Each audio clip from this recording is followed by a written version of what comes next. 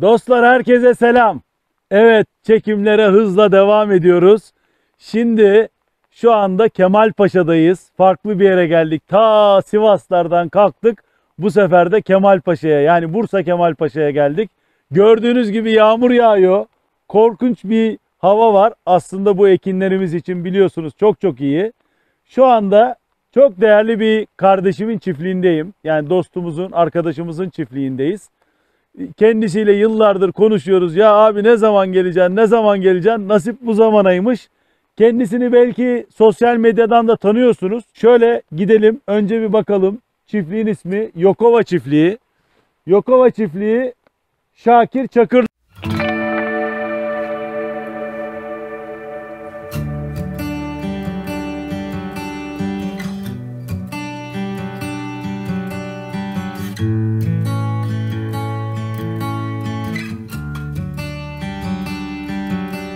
Şakir nasılsın? İyisin. Sağ olun. Hoş geldiniz Osman abi. Hoş bulduk. Sağ ol, var ol. Evet, sevgili Şakir'le biz yıllardır tanışıyoruz ve gerçekten duayen bir üretici. Koyun konusunda bana göre Marmara bölgesindeki en iyi üretici arkadaşlarımızdan bir tanesi. Tabii yüzlerce, onlarca üretici arkadaşımız var ama Şakir'in yeri bambaşka. Burada tabii baba resmi herhalde bu. Evet bu. İsmi ne? Onu da analım. Fikret Çakır. Fikret Çakır. Allah gani gani rahmet eylesin.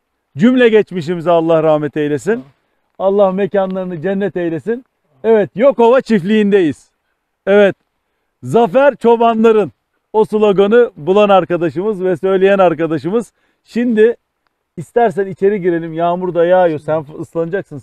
Ben biraz daha donanımlıyım. Fark etmez abi. Sana dokunmaz ama.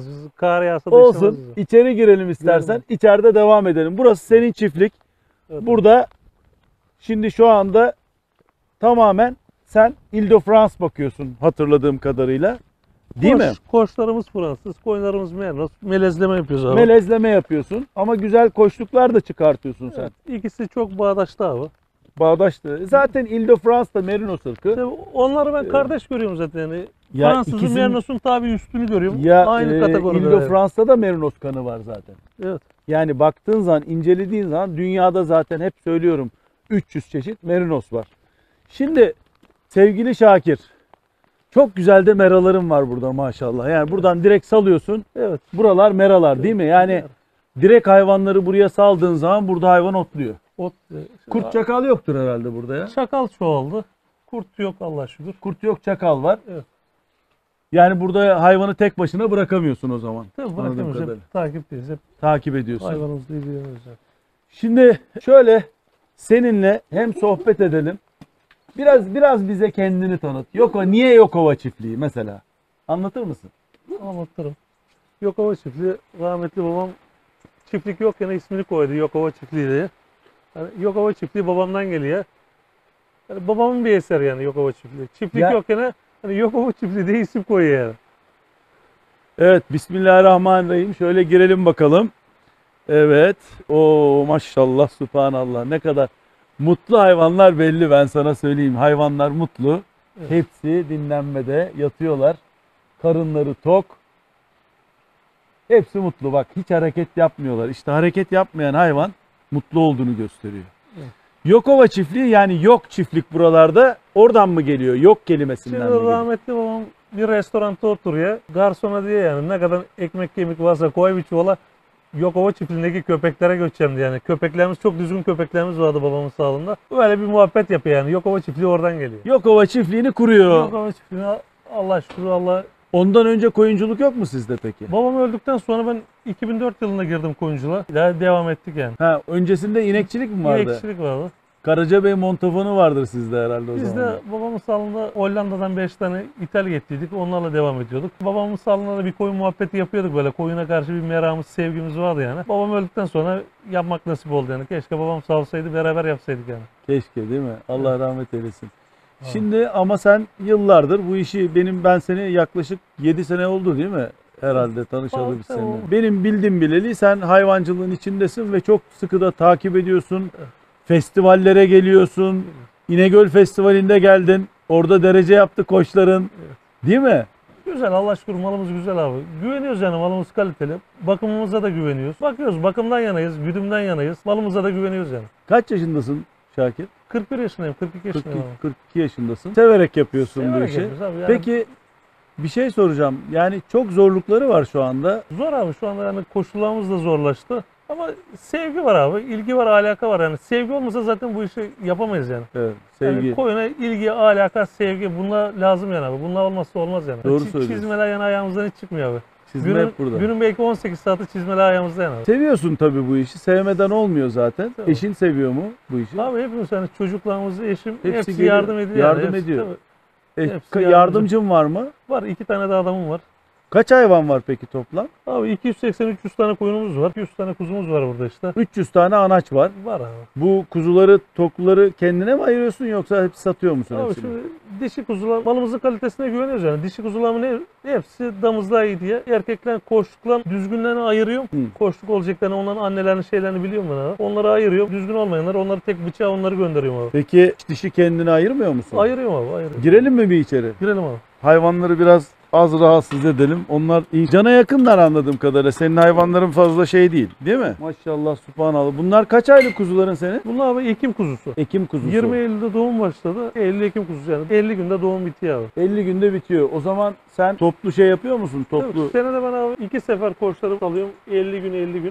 50 gün salıyorsun. 2 yılda 3 kuzlama mı Evet, o yapıyorsun? şekilde abi. Erken doğuranlar bir daha koç alıyor yani. Bakım iyi olduğuna bir daha koç alıyor. Peki yüzde kaç mesela flashing yaptıktan sonra yüzde kaçı koça geliyor, koçlanıyor, gebe kalıyor? Bizde Allah şükür hiç problem yok yani. Koça gelmeden de, koçlanmadan da memnunum yani abi. Bakımın iyi olmasından. Yani çok az mı kısır çıkıyor sende? Evet abi. Çok Tabii, az emniyet miktarda. yok yani abi. Memnunum yani. Peki Şakir, kayıt tutuyor musun sen? Tutuyorum. Yani bana mesela sana şey sorsam, ikizlik oranın nedir? Bunları söyleyebiliyor musun bana? Söylerim abi. Nedir ikizlik oranı? Şöyle söyleyeyim size. Şimdi abi mesela 20 Mart'ta 5 Eylül arası koçu saldığım zaman abi o koçlanmada abi kuzulama ikizlik oranı %60'ta kalıyor, tamam mı? Şimdi mesela bir de 25 Eylül'de salıyorum, 5 Kasım'da çekiyorum. O koçlanmadaki koyunlar %80 oluyor ikizlik durumu Enteresan. abi. O zaman abi koyundan kızgınlık dönemi, günden uzunluk, kızılık, hani meradan hem o zaman çok bozuntu oluyor abi. Onun dalgasına ikizlik oranı o zaman %80. Mart, Nisan'da saldığımız koçlanmada %60'ta kalıyor yani. Onlar birazcık da hani içeriden dışarı daha ilk çıktıkları döneme geliyor değil mi? Öyle oluyor. O zaman da beslemeye de bağlı olarak demek ki. Ama yazın bir de sezon dışı. Sen yani hem sezon içi hem sezon dışı yapıyorsun değil mi? Koçlamanı. Senede 2 sefer abi işte. 2 sefer 6 ay arayla kendi belirlediğim tarihler var abi. O zaman sürüyü ikiye böldün değil mi? Yok, 2'ye bölme değil abi şimdi. Hani 20 Mart'ta salıyorum. 5 Mayıs'ta çekiyorum mesela koçu abi. Hepsine salıyorum. Koçları salıyorum. Koçulam kalaba, yorgun koçu değiştiriyorum. 300 anaça kaç koç kullanıyorsun? 20 koçum var. 20 tane koçum var. Çok iyi. O zaman neredeyse 25 hayvana 20 koçum var. koyuyor herhalde değil mi? Evet. Aşağı yukarı. 20 koçum var. Koçlar hep kendinden mi dışarıdan alıyor musun? Kendi sürüme, kendi kuzulam ne kadar düzgün olsa da kendimden hiç koç bırakmam yani. Koça çok önem veririm yani. Dışarıdan koçun kralını alırım yani. Paraya acımam diyorsun. Paraya yani. acımam. Hiç koça geldim. Hiç azarlık bile yapmam yani. Beğenirsen alırsın, Beğenirsem alırım alırım. diyorsun. Zaten hep ben onu söylüyorum. Yani şu koçları, insanlar takılıyor koçların fiyatına. 10 bin, 20 bin, 50 bin, 30 bin, 40 bin işte değişiyor biliyorsun. Farklı ırklarda farklı bedeller oluyor. Ama koça verilen paraya acımamak lazım. Ya iş koçta yani. Sürüyü düzelten koç. Sürüyü Koç düzen çok koç. önemli yani. Hatta sizin bir yazınızı gördüm. Hani koçun kıymetini bilmeyene koç satılmaz diye bir yazınız vardı. Yani çok önemli. Evet. Hani, Evet. hani neticede koça, hayvana biz değer veriyoruz yani. Koçun değerini bilmeyene koç satılmaz. Evet, o şekilde. Bravo. Tamam, doğru. Bravo. O Pega çiftliğinde yazıyor zannedersem. Onun çok ilgimi çekmişti. Evet. Yani gerçekten koç sürüyü düzer diye atalarımız zaten söylemiş bunu. Ama maşallah baktığım zaman genelde hayvanlar hemen hemen artık bir noktaya gelmişler. Yani sen Karacabey Merinosundan mı Ile-de-France'a çevirdin hayvanları? Evet, Karacabey Merinosundan Fransız. İkisi çok güzel bağdaştı yani. Kuzular da burada. Kuzular mesela Evet. şu kuzunun şekline bak abi. Şu değil mi? Önümüzdeki maşallah. Hafif boynuzlu ama Salına çok bak, güzel bir kuz. suratına Salı, bak. evet. Maşallah. Tam damızlık yani. Ölüm oranları nedir sende? Yani mesela Şimdi abi, kapalı sistem bakıyorsun. Çok Yok. zor bir. Kapalı sistem abi şimdi, Yani mecbur olarak kışın. şimdi kış olduğu için şu an için kapalı. Yoksa hava iyi olsa bu hayvan merada yani.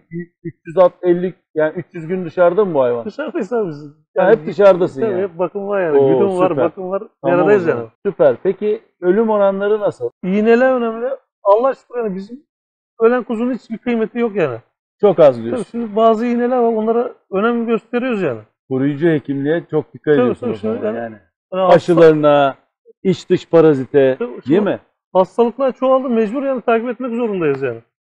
Doğru, takip etmek zorundasın. Yani bırakamazsın. Değerli izleyiciler, burada ben tabii kendi yorumumu da yapayım. Burası kaç metrekare alan? 46'ya 16. 46'ya 16 yani 750 metrekare bir alana sahibiz burada. 750 metrekare alanda 500 tane hayvan var. Yani irili ufaklı diyelim 500 tane hayvan var. 1,5 metrekareye bir hayvan düşüyor. Genelde biz 3,5 metrekare tavsiye ediyoruz eğer içeride besliyorsanız. Ama benim son zamanlarda söylediğim şu. Yatırım maliyetleri yüksek olduğu için çok büyük binalar yapmaya Evet, lüzum yok. evet. Sen şimdi büyük ihtimalle hayvanını dışarıda besliyorsun. Doğru mu? Evet, dışarıda besliyoruz. Yemliklerimiz dışarıda. Hani yatarken rahat etmesi için içeride yatırıyoruz. Yiyor mal, doyuruyor karnını, gene içeride yatırıyoruz yani. Aynen, yani dışarıda besliyorsun. Zaten 300 gün otlattığına göre yani çok da fazla besleme, Tabii. yani Ama senin karın orada. yani Değil mi? sopayı çok sıkı tutuyoruz Osman abi. Sen çok- de gidiyor musun çobana? Gidiyoruz, hepimiz çobanız yani. Çocuklarımız bile çoban. Değil mi? Hepimiz çobanız yani. Başında olmak Hani- zorundasın yani. Yani motosiklette geziyoruz, yaylım nerede bol, nerede bozuntu var, malı hemen götürüyoruz oraya yani. Doyuruyoruz hayvanı. Yani bizim derdimiz hayvanı doyurmak yani, başka Hayvan. şeyimiz yok abi. Doğru. Peki ben senden bir şey rica edeceğim. Şöyle senin beğendiğin bir tane erkek koçluk kuzunu, ya bunun değeri de bu şudur diye böyle bana bir tane yakalar mısın? Abi şöyle geçelim işte. Şöyle geçelim. Ha, orada. Gel. Kuzular var. Ha, bu tarafta da var kuzular maşallah. Burada kuzular. Anaçları da ortada tutuyorsun böyle, değil mi? Bak ne kadar akıllı iş yapıyorsun. Burası. Talaş döküyorsun değil mi altına? Mısır sapı abi. Mısır sapı işte. Mısır talaşı diyorum buna. Mısır talaşı döküyorsun şey için. Evet. Kuru kalması için. Bunu biliyorsun Macaristan'da da aynısını yapıyorlar. Macaristan'da da genelde mısır talaşı koyuyorlar. Aman fazla şey yapmayalım. Karınlarının çarpmaması lazım. Maşallah, subhanallah. Kendine kaç genelde damızlık ayırıyorsun? Abi 25 tane ayırdım mesela bu sene. Bunlar sen de kendine mi ayırdın Bunları şunları? kendime ayırdım. Damızlıklar, Evet, şunlar. Evet. Evet, bunlar koçların, Bunlar değil mi? sürü koçlarım abi. Güzel koçların var maşallah. Onlar da senin yetiştirdiklerin Onlar mi? da abi benim koçluk kuzulan. Yani Koçluk sattım kuzular. vallahi onlar mesela şu anda abi. Sattın mı onları? Satılık mı? Satılık abi onlar. Ha. Onlar 45 taneydi abi. Bu Bunlar kadar kaldı kaldı. yani. Çok güzel yani, birbirinden Abi, ayırt edemeyecek Bunlar şimdi. mesela melez balığı abi. Çok düzgün balık yani. Yapaları bile kalite abi. Evet. Yapaları bile kalite yani. Mesela şekillere bak abi. Mesela çatıya bak abi. Evet, Süper evet, yani. evet. Şu kuzuya bak abi. Şu özellikle benim mesela, ben onu beğendim. Kaça satıyorsun bunları? Şimdi aşağı yukarı fiyatlar nedir? 7.000 8.000 olabiliriz abi. Tabi bunlar direkt olarak hemen iş yapıyor zaten. Şunlar abi Değil şu mi? anda, Kaç yaşında bunlar? 12 ay falan Şu var. anda 10-11 aylık. 11-12 ay var. Mart doğumluğuna diyeyim abi. Bunlar şu anda koçluk yaparlar. Yapar. Yani koç ihtiyacı olanlar senden direkt olarak alabiliyor. Allah. Malımıza da güveniyoruz Osman abi. Allah aşkına kimseden şikayet yok yani. Peki burada en çok beğendiğin koç hangisi? Mesela var mı abi, mesela? malın kralı yani abi, üstüne çıkmaz. Çok çalışmış ama biraz kilo vermiş. Abi onu Çok çalıştırdı Çok onu. seviyoruz abi. Onun yavrularından gösterebilir misin Göster mesela? Onun yavrusuna bir bakalım ya, merak ettim. Zaten sallı bir hayvan. Biraz kilo vermiş ama çok çalışmış belli. Yani Abi çalıştığı onun için. mecbur çalışması lazım onun. Ondan diyorsun çok beklentim var ha. Nasıl peki, şeylere bakıyor musun? Kilo alışlara falan, günlük canlı ağırlık artışlarına. Şimdi ben de abi şu Fransızlardan önce 17 tane Mernos koçum vardı. Ondan da şekilleri çok düzgündü abi, tamam mı? Evet. Sallı, iri koçtu ama. Evet. Abi şu koçları gettik abi. Hani kuzulan gelişmesi, büyümesi falan değişti abi. Bunlar yani üstün bir koç abi. Hani kuzulan bile gelişmesi hızlı abi. Hızlı değil mi? Koçlarını farklı yerlerden alıyorsun sen o zaman, değil mi? Abi farklı yerden almıyorum. Onu da söyleyeyim abi. Aldığım yere. Koçlarımın hepsi abi Tekirdağ'dan Soner Coşkun kardeşlerden abi. Ha, Taner, bizim Taner'den alıyorsun. Evet. Taner'e de selam söyleyelim burada. Taner Coşkun bu işi Evet. iyi bilen arkadaşlarımız. İyi, evet, bilgili Taner de arkadaşlarımız. çok iyi. Evet. Ondan alıyorsun. Herkes oradan koç almasını tavsiye ederim yani. Vallahi Taner iyi bir İl-de-France'çı. İyi, Yıllardır da bu işi yapıyor. Taner'e de buradan selamlarımızı iletiyoruz. Şimdi şurada yavrulardan göster bakalım. Bu babanın yavrularından bize göster. Bunlar hep dişi herhalde. Bunların hepsi Senin dişi. dişiler. Osman abi. Maşallah baksana abi. Evet. Evet. Baksana abi. Şekline bak abi. Bak. Şekline bak. Çatıya bak. Suratına bak abi. Tipe bak Ya abi. sen bu işten anlıyorsun zaten. Maşallah. Yani. Yani Allah Maşallah. şükür abi. Şu Onun yavrusu hangisi biliyor musun mesela? abi onun Gösterebilir yavrusunu misin? çıkaramam. Şu mesela abi onun yavrusu. Şu. Şu topal. Ötekisi abi. Şu bak. Şu onun yavrusu. Şu değil mi? Şu. Evet abi. Şu. Evet. Evet. Şu onun yavrusu abi. O da onun yavrusu. Evet. Şu köşedeki de onun yavrusu abi. Onlar da onun yavrusu. Peki bir şey soracağım şimdi Şakir. Bunlar senin satılık değil. Evet, Bunlar kendine. Bunlar da satılık. Evet abi.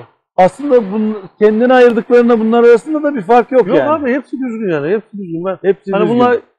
bunları kestirsek zaten Allah günah yazar yani abi. Evet, evet, Evet. bunlar Yani kestirilmez. suratını, alnının perçemi. Peki bunların fiyatları nerede seyrediyor sende? Bunlara 3.000 lira diyoruz abi. Bunlar 3.000 lira tanesi. Evet.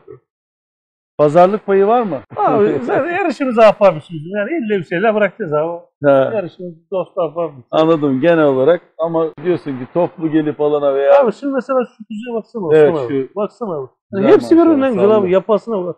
Şunun yani çerçevesine bak. ya Şu kuzu küçük olsa da abi bak büyüyecek. Şu koyunun kralı olur abi yani.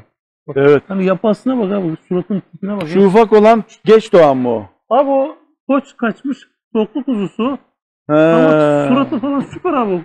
Şu 10 numara koyun olur yani.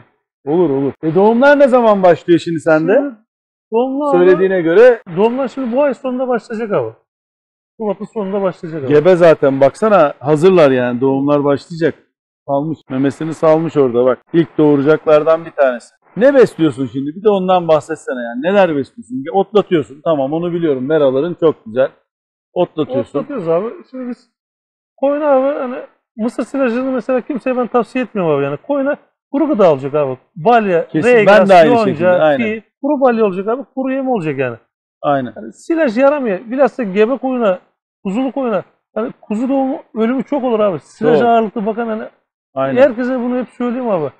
Şu silaj turşu yani hayvana Turşu yani, veriyorsun. turşu yaramıyor abi. Şimdi hanımlarımıza gebeyken devamlı turşu ver ne olur? Değil mi? Olmaz. Yani bakım çok önemli. Hani deminceler dediğim gibi ilgi, alaka, Ne yazıyor? sevgi. Mesela kaba yem ne veriyorsun? Reygras, veriyorsun. yonca Reygras abi. ot, yonca Reygras, veriyorsun. yonca. Sadece Saman. reygaz. Evet. Samanı da herhalde önlerinde hani boş Boş kalmasın kalmasın diye abi, saman. veriyorsun. Tamam. Kesif yem ne veriyorsun üstüne? Kesif. Arpa ezmesi veriyorum abi. Arpa ezmesi. Palet yem veriyorum abi. Palet yem kuzulara veriyorsun. Koyunlara da veriyor musun? Koyunlara vermiyorum abi. Koyunlara vermiyorsun. Şeylere veriyorsun. Koyunlara sadece arpa ezmesi veriyorum abi. Kuzulara palet yem. Palet yem Palet veriyorsun. yemin içine mesela buğday giriyorum abi. Mısır kırığı, tozsuz mısır kırığı giriyorum abi. Yani gelişmesi için, et yanması için bunlar Önemli. önemli yani abi. Peki kaç gram koyunlara arpa ezmesi veriyorsun? Abi tavuk alan bizde Hesap yok. hassas yok yani. Hayvan bakımı iyi olsun. Döküyoruz yani abi. Yani şöyle diyeyim o zaman. Günde kaç kilo veriyorsun? Şimdi 280-300 tane koyunun var. Mesela sabah akşam kaç kilo veriyorsun veya kaç kova veriyorsun? Şimdi abi günde 1 kiloyu geçirmeyiz abi. Kalabalık günde 1 kilo abi. 1 kilo yiyor yani. İyi ya. Çok iyi 1 kilo. Çok iyi bir Yani 800 miktar. gramla 1 kilo arası Veriyorsun 1 kiloyu yani. geçmez abi. Onun dışında verdiğin başka bir şey var mı? Yani ot ve Abi- yonca dışında, arpa ezmesi dışında. Yok abi. Sizin buralarda domates var. Şu anda abi şu kar oldu. Yani güdümü yavaşlattık. Yağmur var. Güdümü yavaşlattık abi. Samanla domates küspesini karıştırıyoruz karma makinemizde abi. Ha domates küspesi var burada. Var abi. Onu Onu veriyorsun. veriyorsun. O da çok iyi bir şey. Çok hayvanı tok tutuyor abi. Çok Yani tutuyor. maliyeti de onun fiyatı da daha hesaplı. Hayvana da çok yarıyor yani domates küspesi çok yarıyor abi. Örtüyoruz onu hiç bozmuyoruz abi. Peki arpayı kendin mi üretiyorsun? Kendi arazin mi var yoksa satın alıyorsun? Kendim de ekiyorum abi da dışarıdan da alıyoruz. Dışarıdan yetmiyor da abi. yetmiyor değil mi? Yetmiyor. Yonca Yonca var 50-60 dönüm yoncam var abi. yetiyor mu hayvana bütün kış? Yetmiyor abi dışarıdan da alıyorum Dışarıdan yani. da Yani alıyorsun. bakım var bizde. Hani bakmasak yeter de. Bakımdan hiç Abi, ödün vermiyorum diyorsun. Şimdi ben günde yani 30 balya, 40 balya yonca yedirdim oluyor yani. Zaten hayvan kendini gösteriyor yani bu kadar yedirmesen bu Allah hayvan şükür yani. Mesela sabah bakımı yapmadık. M demedi hayvanlar. Bir tanesi M yok yani. Aç olsa bunlar yıkar ortalığı. bir de şöyle bir şey diyeyim değerli dostlar da Şakir kardeşimizin şöyle bir özelliği var. Her yere gider, takip eder, dolaşır. Bu çok çok iyi bir şey. Dediğim gibi fuarlara mesela bizim İnegöl fuarına katıldı. Nasıl İnegöl fuarı senin için de verimli geçti mi? Verimli geçti. Çok güzeldi. Hoşumuza gitti. Yani. Satış Güzeldi. yaptın değil mi orada da? Yaptık. Satış da yaptık. Eş dost gördük. Çoban arkadaşlarımızı gördük. Yani bu önemli zaten bizim. Yani. Aynen, aynen. Katılacak mı bir dahaki fuara? Ya katılacağız. Belirlendi. Katılacağız. Katılacağız. İnşallah. Sizi yalnız bırakmayız yani. İnşallah. Sağ ol. Teşekkür ederiz. Vallahi çok memnun oldum. Nasıl? Kaç dakika oldu? 24 dakika. Ne yapalım? Anlatmak istediğin başka şeyler varsa söyle. Devam edelim istiyorsan. Abi ne yapalım? Bıraktın koçlarda neye önem veriyor yani? Çok mal satıyorsun diye mesela yani. Neye koçlarda? Şimdi Şakir bir şey dikkatimi çekti benim. Sosyal medyada çoksun. Yani devamlı senin satışlarını görüyorum. Benim de sayfam var biliyorsun. Sayfada bir bakıyorum gönderiyorsun. İşte bugün buna satış yaptık. Hayırlı olsun ona satış yaptık. Bol miktarda senden damızlık koç almaya geliyorlar. Geliyorlar. Bunun nedeni ne? Yani sen neye yani demek ki iyi bir üreticisin ki güzel damızlıkların da var. Abi, şimdi hani malı kalitesine güveniyoruz abi. Allah şükür yani koçlu kuzu çok mal sattık. Allah şükür abi bir kişiden şikayet gelmedi yani. Malıma güveniyorum abi. Mesela şu malı abi geçenki postadan 45 tane koçluk ayırdıydım abi. Şurada 7 tane mal kaldı abi. Hani şu kalan mallar bile mesela abi şunun şekline bak. Kalanlar bile yani kalanlar bile güzel yani. Çok güzel, Seçilenlere hepsi rağmen güzel. bak, Evet, kalanlara evet. bak abi. Yani çok güzel koçlar. Şu kuzunun göğsüne bak abi. Evet. Mesela ben Osman abi neye önem veriyorum? Bana çift omuz olacak abi. Göğüs olacak hayvanda. Evet. Sallı olacak, Sallı iri olacak. olacak. Hani soma, burunu hep kısaltacağız abi. Evet. Göğüs olacak kuzuda. Yani ağzındaki diş sayısı bile bizim için önemli abi. Mesela Evet. biz 8 dişi tercih ediyoruz abi. Öyle mi? Evet abi. Şimdi mesela 8 diş, söyleyeyim onu da çoban arkadaşlarımıza. 6 diş olduğu zaman, hani koyun kartlaştığı zaman, mari olduğu zaman 6 diş, dişi döker hiç diş kalmaz. Ama 8 diş olduğu zaman koyun kart olsa da dişini hiç dökmez yani. Ağzındaki dişinle beraber ölür yani. Yani dolayısıyla diyorsun ki ben iyi koç kullandığım için de Koç çok önemli yani. Ben koça çok değer veriyorum. Yıllardır değer veriyorum yani. Mesela ben 2009 yılında köye koç getirdim. O zaman millet 300'e 400'e koç alıyordu. Ben 2009 yılında 1,5 milyara koç aldım yani. Milletin verdiği paranın 5 katı fiyata koç aldım yani. Koç çok önemli yani. o zamandan beri hep kaliteni yükselttin demek yani. Evet, evet, koç çok Peki önemli. ilk başta hani Karacabey Merinos'uyla başladım dedin ya yıllar evvel. O zaman başladığın zaman nereden, Tigem'den mi aldın? Nereden aldın mallarını genelde? Tigem'den aldım. Yine bu bizim Kemal Paşa Tigem'den çıkma Kavaklılı abilerimiz almıştı. Tamam, onlar çok takip ediyordu orası. Ondan bir koçunu getirdim. Hani bu köyde öyle bir koç görmemiştir yani. Hep bandırma araştırma endüstrisinden aldım. Açık arttırmadan aldın o zaman Aldım. zamanında. Ben oradan mesela 5 sene verse 40 milyara 3 tane koç aldım. 40 bin liraya. Ona gelmiştim ben. Şimdi, oradaydınız abi. Oradaydı. Evet. Ama Allah aşkına yani Taner'in malları da çok düzgün. Kuzulan gelişmeleri bile hızlı. Evet. Bu Fransız da kaliteli bir mal yani. Kendini kanıtlamış bir mal abi. Et konusunda Evet. kanıtlamış bir mal. Ya zaten şunlardan bile kendine koçluk ayırabilirsin yani istesen. Abi ben şimdi kendimi hiç bırakmıyorum yani. Kendi kuzularımdan abi şunun şekline bak mesela abi. Şekline bak. Yani yapasına bak abi. Kaç sene koç kullanıyorsun? 3 sene kullanıyorum abi. 3 sene kullanıyorsun, 3 sonra sene de değiştiriyorum abi. değiştiriyorsun, Yani. takas Değiştiriyorum. yapıyorsun. Evet, evet. Çok güzel. Bu zamanda üreticinin zorluklar içinde olduğu bir zamanda senin gibi üreticiler bize bir umut ışığı oluyor. Çünkü gerçekten zor dönemlerden geçiyoruz ama demek ki hep benim söylediğim bir şey var. Koyunculukta mera olmazsa olmaz. İster damızlık yap, ister ete çalış, ne yaparsan yaz. Birazcık kapalı sistemde biraz süt koyunculuğuyla damızlık ve etlik beraber gidiyor. Ama süt koyunculuğu olmazsa kapalı sistem mümkün değil. Sen 300 gün hemen hemen otlatıyorsun dediğin gibi. 340 gün abi. 340 gün diyelim. Yani burası 10 gün. Türkiye'nin en iyi yeri. Türkiye'nin en iyi yeri. Bizde kar kaç gün kapatıyor mesela? Aynen. 340 gün. Keşke şu hayvanları bir dışarı, yağmur izin verse de bir dışarıda görebilsek şu hayvanları ama korkunç bir yağmur var dışarıda. Tamam. Peki Şakir, yıllar sonra geldik. Çok mutlu oldum. Sağ olun. Her zaman gelirim. Gurur duydum. Bu hayvanları gerçekten güzel hayvanlar yetiştirmişsin. Tebrik ediyorum seni. Senin vermek istediğin bir mesaj var mı üretici kardeşlerimize? Bütün çoban arkadaşlarımıza başarılar diliyorum. Bu işi yapmalarını tavsiye ediyorum. Yani bakıma, ilgiye, alakaya önem versinler. Zafer Çoban'dan bu iş daha değerlenecek yani. Biz değerleneceğine inanıyoruz. Hükümetimiz de bizim gibi çobanların kıymetini bilmesi lazım. Bütün çoban arkadaşlara başarılar diliyorum. Zafer Çobanların. Evet. Biz de dostlar buradan hepinize sevgilerimizi, selamlarımızı iletiyoruz.